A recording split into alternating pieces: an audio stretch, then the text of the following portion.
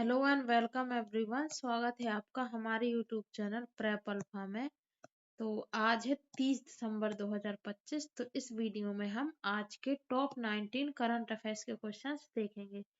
तो आइए बिना किसी देरी की वीडियो को स्टार्ट करते हैं। सबसे पहला क्वेश्चन है, हाल ही में अटल स्मृति न्यास का अध्यक्ष किसे नियुक्त किया गया है? तो एम वेंकैया नायडू को। पूर्व उपराष्ट्रपति एम वेंकैया नायडू को पूर्व प्रधानमंत्री अटल बिहारी वाजपेयी जी की 101वीं जयंती के अवसर पर अटल स्मृति न्यास का अध्यक्ष चुना गया है। यह न्यास अटल जी के विचारों, सुशासन और राष्ट्र निर्माण में उनके योगदान को संरक्षित व प्रचारित करता है। क्वेश्चन नंबर 2 है, हाल ही में किस राज्य सरकार ने कक्षा 1 तक के पाठ्यक्रम में खासी और गारो भाषाओं को अनिवार्य कर दिया है? तो मेघालय ने।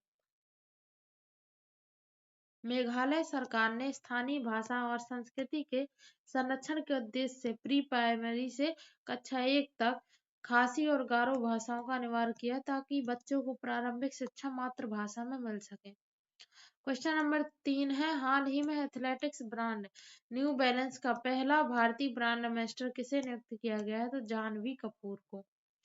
अंतर्राष्ट्रीय स्पोर्ट्स ब्रांड न्यू बैलेंस ने भारत में अपनी मौजूदगी मजबूत करने के लिए अभिनेत्री जानवी कपूर को पहला भारतीय ब्रांड एम्बेसडर बनाया है। क्वेश्चन नंबर 4 है, हाल ही में राष्ट्रपति द्रौपदी मुर्मू ने किस ऐतिहासिक पनडुब्बी पर पानी के नीचे यात्रा की है? तो आईएनएस वागशीर से। राष्ट्रपति द्रौपदी मुर्मू ने कर्नाटक के कारवार नौसैनिक अड्डे पर भारतीय नौसेना की पनडुब्बी आईएनएस वागशीर से पानी के नीचे यात्रा की, जो भारत की समुद्री रक्षा क्षमता को दर्शाती है। क्वेश्चन नंबर 5 है, हाल ही में जर्मनी और किस देश के बीच $70 मिलियन का तोपखाना समझौता हुआ? तो ब्रिटेन। जर्मनी और ब्रिटेन के बीच रक्षा सहयोग को बढ़ाते हुए $70 मिलियन का तोपखाना समझौता हुआ है, जो यूरोपीय सैन्य साझेदारी को मजबूत करता है। क्वेश्चन नंबर 6 है, हाल ही में रामानुजन डिजिटल संग्रहालय का उद्घाटन कहाँ किया गया है? तो तमिलनाडु में।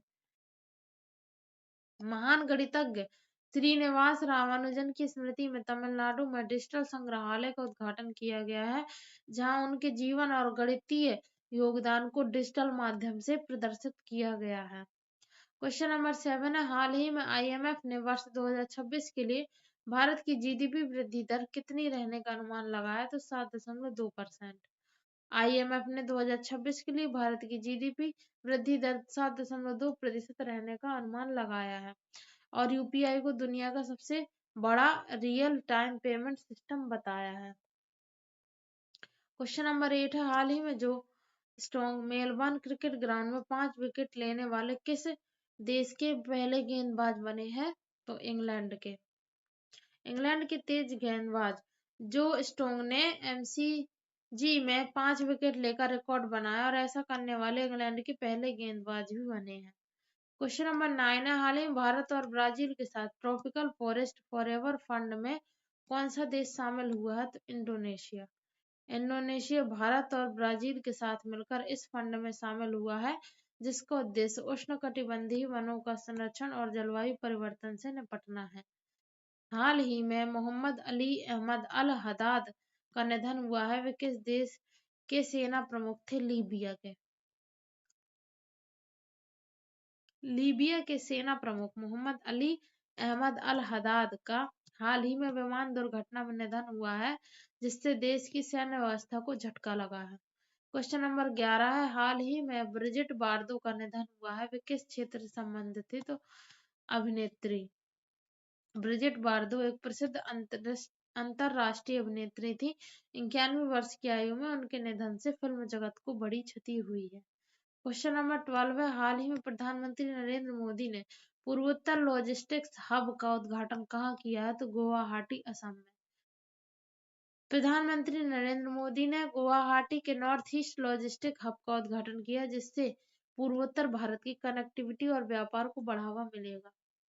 क्वेश्चन नंबर 13 है, हाल ही में राष्ट्रीय जैव ईंधन नीति 2.0 के तहत 2026 के अंत तक कितने प्रतिशत एथेनॉल मिश्रण का लक्ष्य रखा गया है? तो 25%। नीति 2.0 के तहत E20 से आगे बढ़ते हुए 2026 के अंत तक 25% एथेनॉल मिश्रण का लक्ष्य तय किया गया है, जिससे ईंधन आयात घटेगा और किसानों को लाभ होगा।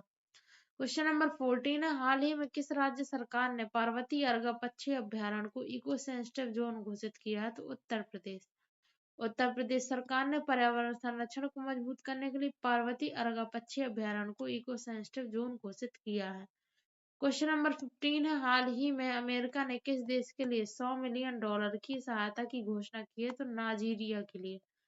तो अमेरिका ने नाइजीरिया को विकास, मानवीय सहायता और बुनियादी ढांचे के लिए $100 मिलियन की आर्थिक मदद देने की घोषणा की है। क्वेश्चन नंबर 16 है, हाल ही में मन की बात के कौन से एपिसोड में प्रधानमंत्री नरेंद्र मोदी ने वर्ष 2025 की उपलब्धियों और आगामी वर्ष के संकल्पों की चर्चा की? तो 129वें एपिसोड में। अब मन की बात की शुरुआत 3 अक्टूबर 2014 को हुई थी। यह मासिक कार्यक्रम है और इसके अभी 11 वर्ष पूरे हो चुके हैं। प्रसारण आकाशवाणी में होता है। 22 भारतीय और 12 विदेशी भाषाओं में होता है इसका प्रसारण। इसका उद्देश्य नागरिकों से संवाद करना, सामाजिक सशक्तिकरण, समावेशी विकास। प्रमुख विषय है राष्ट्रीय सुरक्षा, विज्ञान, तकनीक, खेल, वोकल फॉर लोकल, एक भारत श्रेष्ठ भारत, पर्यावरण और शिक्षा। इसका जो 100वां एपिसोड था वो 30 अप्रैल 2023 का सीधा प्रसारण यूएन मुख्यालय में हुआ था। क्वेश्चन नंबर 17, हाल ही में किस राज्य में PPP मॉडल के तहत पहले मेडिकल कॉलेजों की स्थापना की जा रही है? तो मध्य प्रदेश। मध्य प्रदेश में PPP मॉडल के तहत पहले मेडिकल कॉलेज धार और बैतूल आदिवासी बहुल जिले में स्थापित किए जा रहे हैं। आधारशिला इनकी रखी है JP नड्डा, जो कि केंद्रीय स्वास्थ्य मंत्री, और मोहन यादव मुख्यमंत्री की मौजूदगी में। उपनाम भारत का हृदय है इसका उपनाम, और राजधानी है भोपाल। नदियां कौन कौन सी संबंधित है? तो नर्मदा, शिप्रा, ताप्ती, बेतवा। पर्वत इसमें आता है विंध्य पर्वत। राष्ट्रीय उद्यान है महत्वपूर्ण कान्हा, बांधवगढ़, पेंच, सतपुड़ा। राष्ट्रीय पशु है मध्य प्रदेश का बारहसिंगा। राष्ट्रीय पक्षी है दूधराज। और यहाँ पर tiger reserve, no tiger reserve है, जिसकी वजह से इसे टाइगर स्टेट भी बोलते हैं, भारत का टाइगर स्टेट। फसल है इसकी मुख्य फसल सोयाबीन, और मुख्य खनिज है हीरा, जो कि पन्ना जिले में है। और राज्यपाल है मंगू भाई सी पटेल। क्वेश्चन नंबर 18 है, हाल ही में ह्यू मॉरिस का 62 वर्ष की उम्र में निधन हुआ है। वे कौन थे? तो इंग्लैंड के पूर्व क्रिकेटर ह्यू मॉरिस इंग्लैंड के पूर्व अंतरराष्ट्रीय क्रिकेटर थे। उनके निधन से क्रिकेट जगत को क्षति बहुत पहुंची है। क्वेश्चन नंबर 19 है, हाल ही में आरमान फाइनेंस इंडिया लिमिटेड को पंजीकरण प्रमाण पत्र किस संस्था ने प्रदान किया? तो भारतीय रिजर्व बैंक RBI ने। RBI ने आरमान फाइनेंस इंडिया लिमिटेड को COR प्रदान किया। AFSL की पूर्ण स्वामित्व वाली सहायक कंपनी है। Type 2 non deposit taking NBFC श्रेणी investment and loan company. AFSL से भी कैटेगरी 1 मर्चेंट बैंकर। परिणाम हुआ है इसका वित्तीय सेवा में विविधीकरण और विस्तार। तो ये थे आज के हमारे टॉप 19 करंट अफेयर्स के क्वेश्चंस। Thanks for watching. पढ़ाई करते रहिए। All the very best.